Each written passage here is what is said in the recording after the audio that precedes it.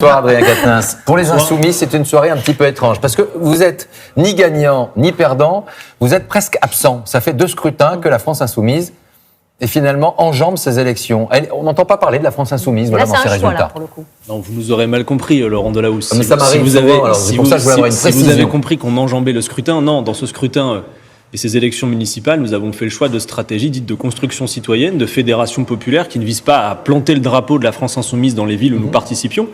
Mais nous étions présents dans plusieurs centaines de communes. Nous avons plus de 350 élus dès le premier tour, 35 maires insoumis, il y en aura d'autres ce soir. Mais nous avons fait le choix plutôt de formes nouvelles d'action politique. Vous savez, la première leçon qu'il faut tirer du scrutin de ce soir, je pense qu'aucun de vos invités ne serait bien inspiré s'il faisait une analyse politique à l'ancienne de ce qui vient de se produire. Nous sommes en train, tous autour de cette table, de commenter un scrutin qui a vu se déplacer seulement 40% des Français. Et je crois que c'est ça le principal phénomène qu'il faut commenter ce soir, plus que la victoire de tel ou tel autre dans certaines villes.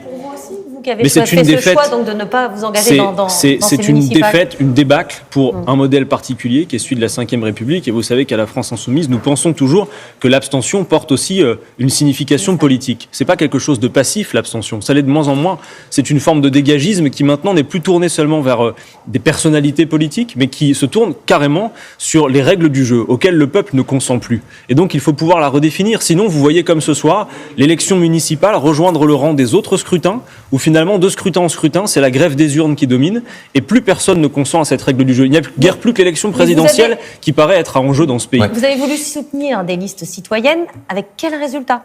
Écoutez, on en attend encore ce soir, mais par exemple, avez-vous les résultats de Lyon ? Moi, j'ai pas encore le définitif, de Grenoble, bon voilà, on attend des résultats, des listes dans lesquelles nous sommes partie prenante, et puis c'est très bien comme ça. Vous allez voir que ce soir, il y aura des résultats dans lesquels vous parlez de la vague verte, et moi je veux pas donner l'impression de la relativiser, mais ça a été dit par Brice Teinturier à l'instant, la vague verte, elle est aussi souvent une vague de coalition avec d'autres formations politiques, dont la France Insoumise. On appelle le syndrome Pastèque, effectivement, vert et un peu rose à l'intérieur, et parfois même un peu rouge. Vous pouvez l'appeler comme vous voulez. En tout cas, ce que je vois surtout ce soir, c'est que c'est dramatique, la situation, et l'abstention, c'est terrible, et qu'on a la conjonction entre un phénomène qui est une toile de fond depuis un certain nombre d'années, qui, de mon point de vue, nécessite de faire en sorte que l'on passe à une 6e République, et c'est pas cosmétique que de le dire.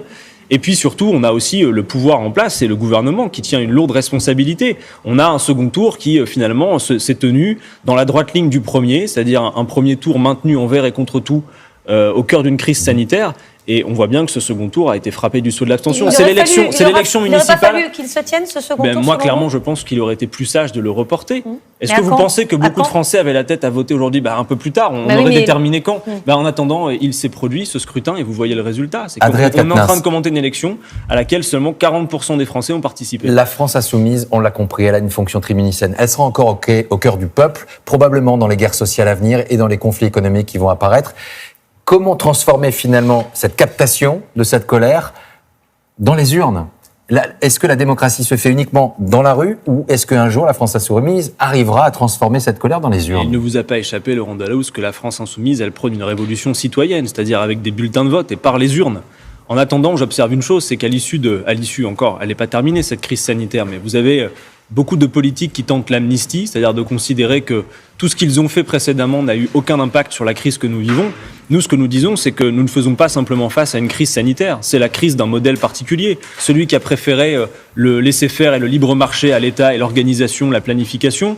Ceux qui ont préféré la délocalisation permanente et le grand déménagement du monde à la relocalisation de certaines productions essentielles.